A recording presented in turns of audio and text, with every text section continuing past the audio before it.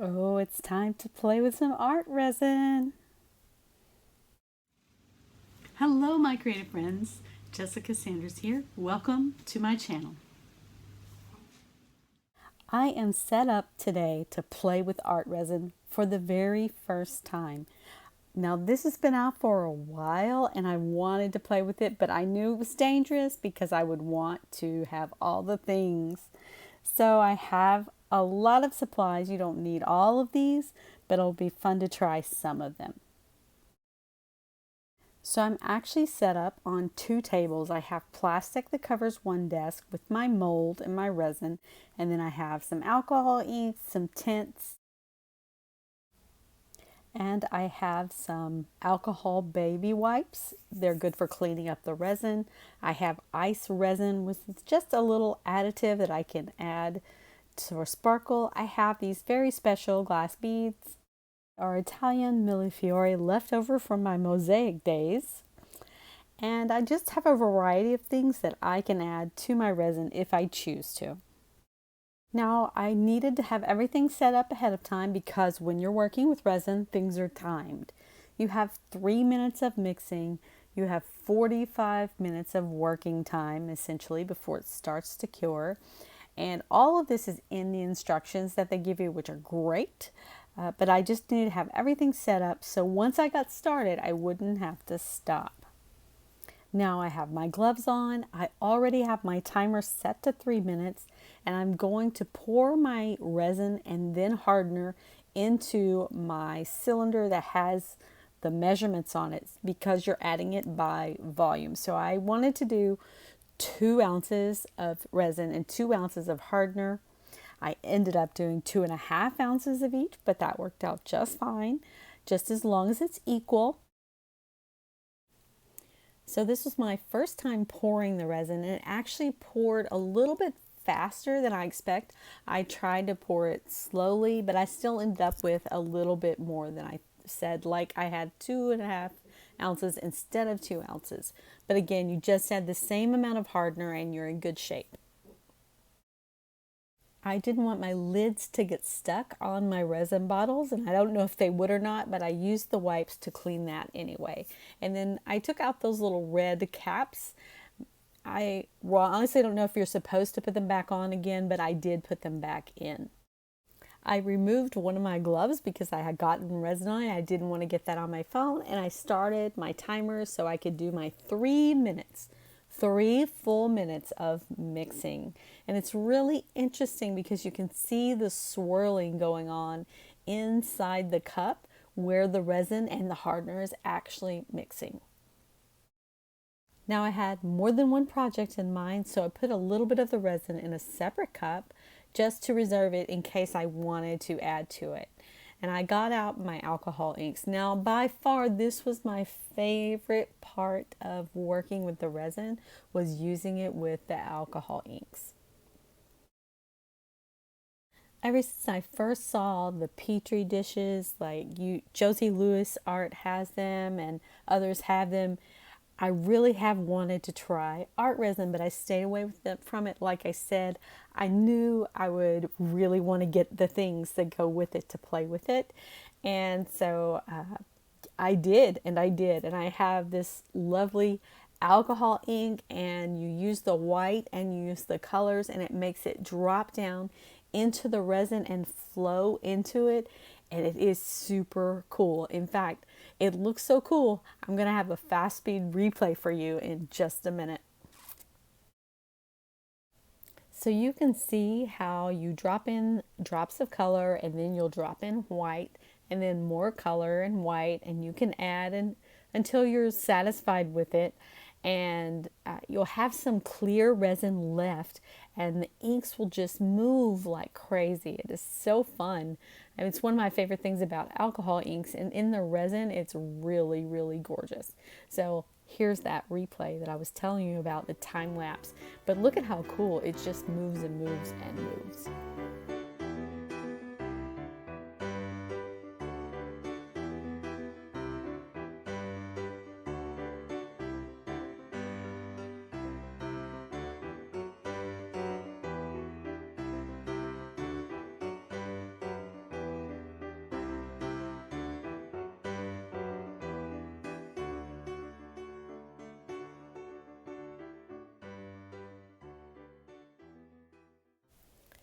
So after the alcohol inks, I wanted to do a little bit more experimentation. I did add some pearlescent alcohol ink and stirred it into my resin. So you can actually tint resin or art resin with alcohol inks or with resin tint. And it makes a nice transparent color, sort of like watercolors are transparent, but you still see the color. I guess translucent is the better word for it. So you can actually tint the art resin. Now, I also wanted to add a few things just to try. I added some beads. I added some metallic flakes. I added the ice resin flakes. I dropped some in and I mixed some in. And honestly, I don't think there was that much difference between mixing them in and dropping it in. It seemed to kind of have the same result. If they're too heavy, maybe they would have gone all the way down to the bottom and maybe not had a good smooth coating at the bottom, but these all work just fine. So maybe not too big of a bead if you're going to use some glass beads or something, because the heavier they are, the more they will sink. So I'm just trying different kinds of beads here, and I did mix in, as I said, that ice resin, so it does show up a little bit in the finished product.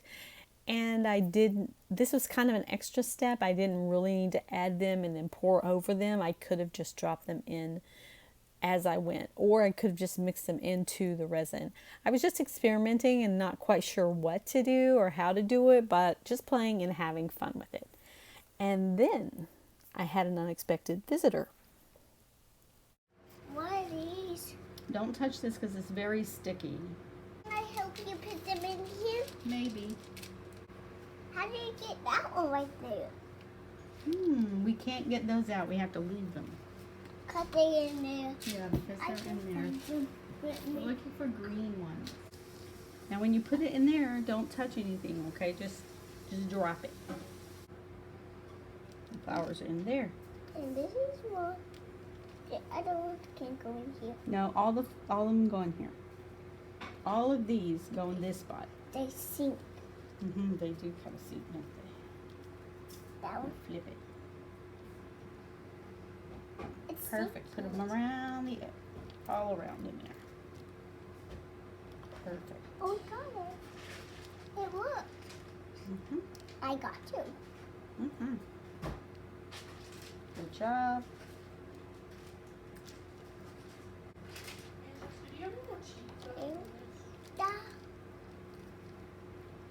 We have sliced cheese. Look. Don't touch it. It's sticky, remember? That one I picked the little one there. That's good. I'm not gonna touch the sticky. Really? No, don't just do it. Look, I touched it. Sorry. It's okay. I need to get it off your hand though. Sticky.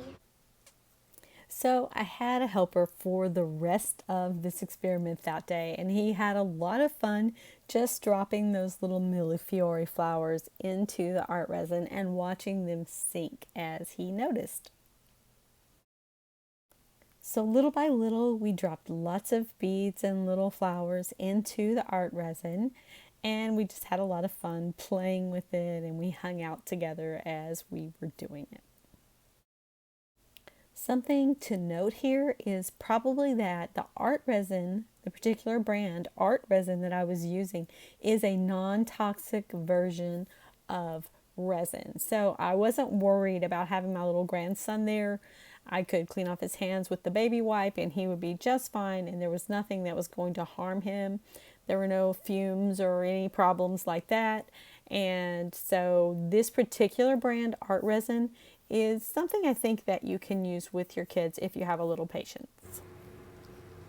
Hey, that one's like blue and that one. That one's blue and that's blue. It's the same as blue. See? It's the same as blue? He's so cute.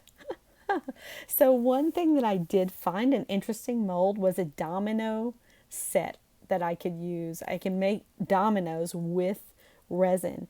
And I just wanted to try it, so I only did that one domino, but it actually turned out pretty good.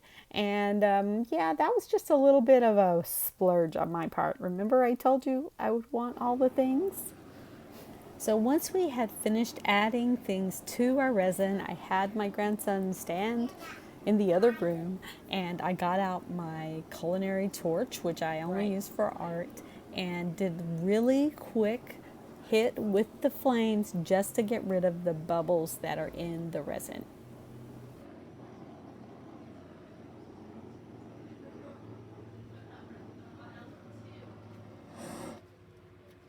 Now can I come back? Now you can come back. Show me.